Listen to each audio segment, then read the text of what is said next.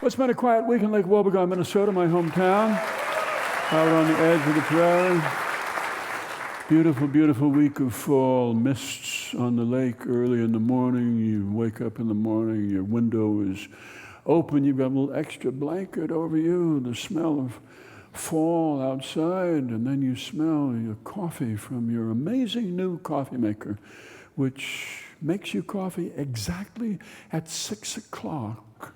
It's all ready for you. You go downstairs, you add to the smell of coffee, the smell of toast, and then you scramble eggs for your daughter. She's got to get off to school. She comes downstairs, 16, you make her some scrambled eggs, the way she likes them, not too loose, with little chips of overdone bacon in it, dry, crispy bacon and a glass of orange juice. She comes and she sits down at the table with you and your coffee.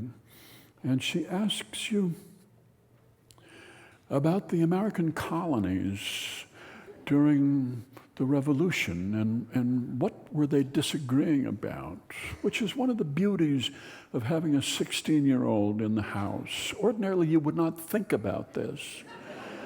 At 6:30 in the morning, you'd think about Syria or Iraq, but now you're thinking about the colony. She never asks you things about the 21st century, but the 18th, yes. And so you tell her, well, you know, there's some of them were more enthusiastic about the revolution than others, and they had to work their way towards it, and the little colonies didn't want to be stepped on by the big colonies, same as now. And she listens to you as you speak with authority about something you know nothing about.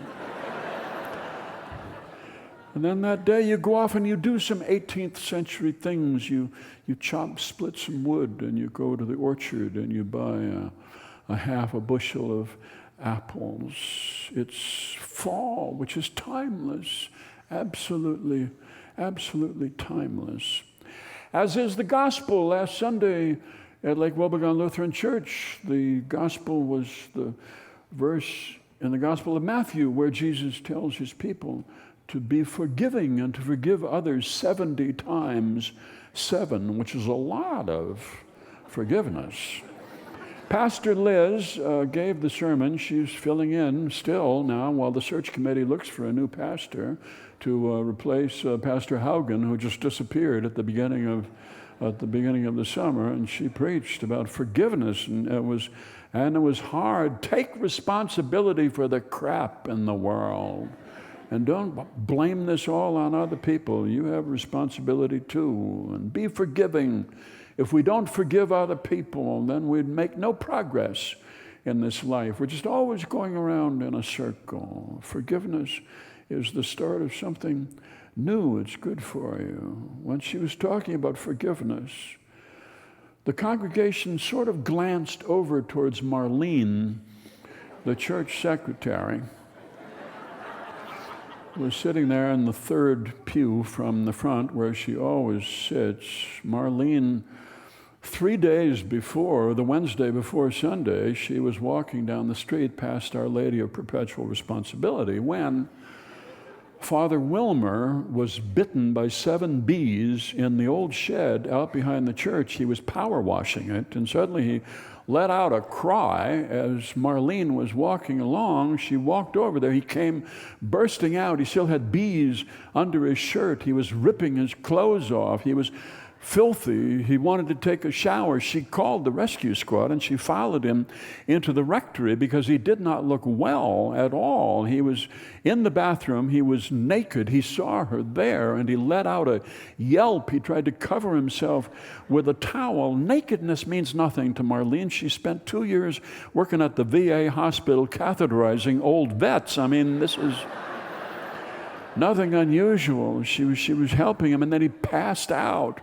on the floor of the shower. She lifted him up. She sat him down on a stool. She got a cold, damp cloth. She put it on his forehead. She had her arm around him as the rescue squad came bursting in, and Clint Bunsen was the first one through the door. He said to her, "What are you doing here?" And she said, "Father Wilmer and I have been carrying on a passionate romance for 2 years. And I don't care who knows about it." And Clint said, "Oh, yeah, sure, right." And they got him on a gurney and they took him away. But she had a tone of truthfulness in her voice. And he thought about it, and he mentioned it to a few other people. And in a small town, these things get around. And they all looked at Marlene. And Marlene looked at them with a big grin on her face. It was an interesting moment. Other people looked at the Anderson family, who were sitting about 2 rows behind Marlene. Mrs. Anderson has come out with a new CD. It's called "These Boots Are Still Walking." She's 64 years old, and the picture of her on the cover of the CD, she's in a mini skirt, and she's wearing this very low-cut phosphorescent blouse, and she's got a cowboy hat on and red boots on.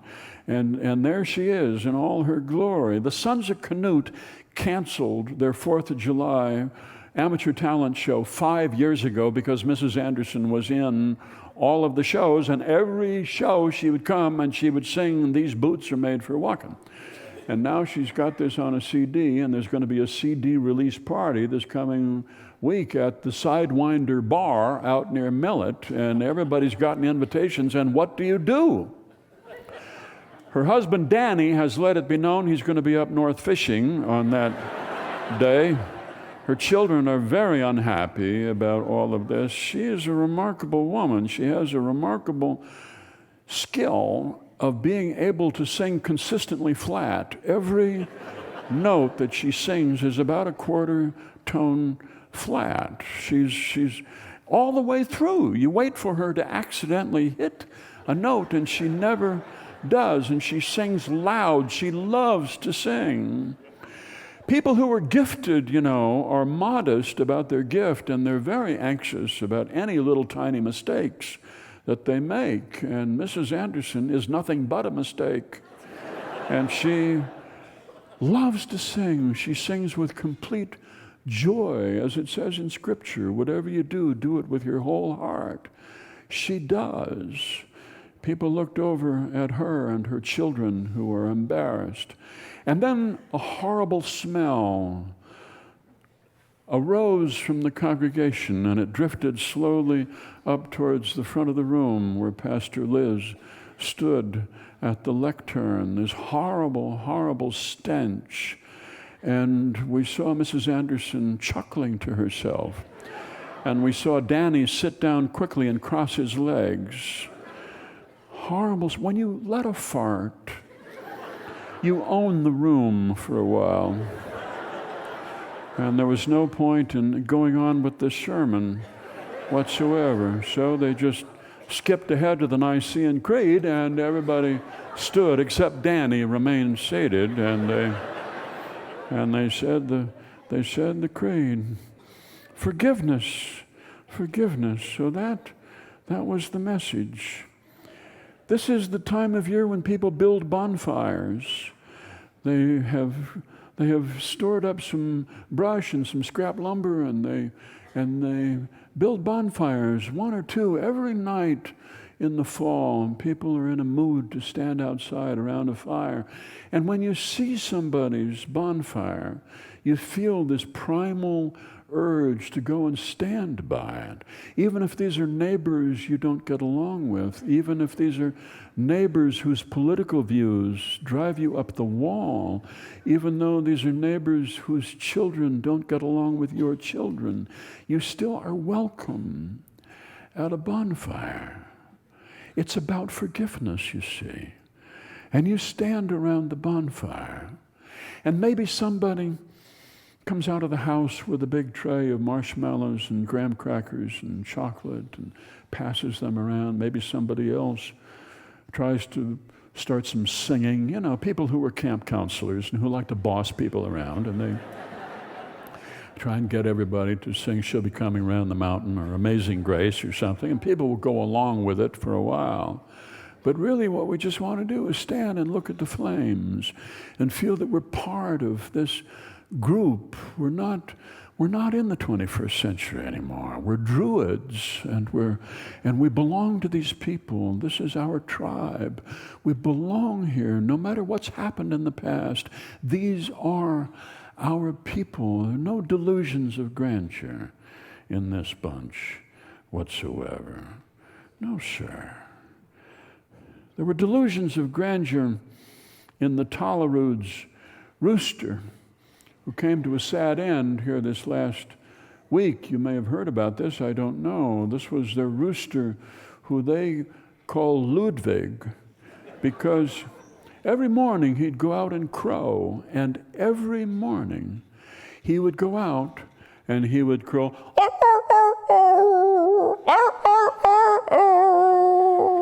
He would crow Beethoven every morning. It was unmistakable. They made a video of him and they sent it into a cable TV show called Amazing Animals, and they sent out a talent scout and a camera crew, and they stood around for 24 hours waiting for Ludwig to make his Beethoven crow, and he wouldn't make a sound. The Tolleroods were jumping up and down and waving their arms, and they were scattering feed corn around, and he wouldn't open his beak whatsoever. The camera crew went back to Chicago, and then the next morning, Ludwig was back crowing Beethoven again, just like other people in this town. When it comes right down to it, the big moment, we fail. It happens all the time. The crucial free throw, and everything depends on this free throw. We can't even hit the backboard. We're going to miss. We're capable of tremendous feats of perseverance over long periods of time. We're capable of kindness and forgiveness. But the big heroic deed, we fail over and over and over again. The rooster and us as well. Well, it's been 143 days since the last snowfall in Minnesota. About ready for something else. They say it's going to be a long, hard winter. Can't wait for it to start. That's when we show what we're made of. We thrive in adversity. That's us, people from Lake Wobegon, where all the women are strong, all the men are good looking, and all the children are above average.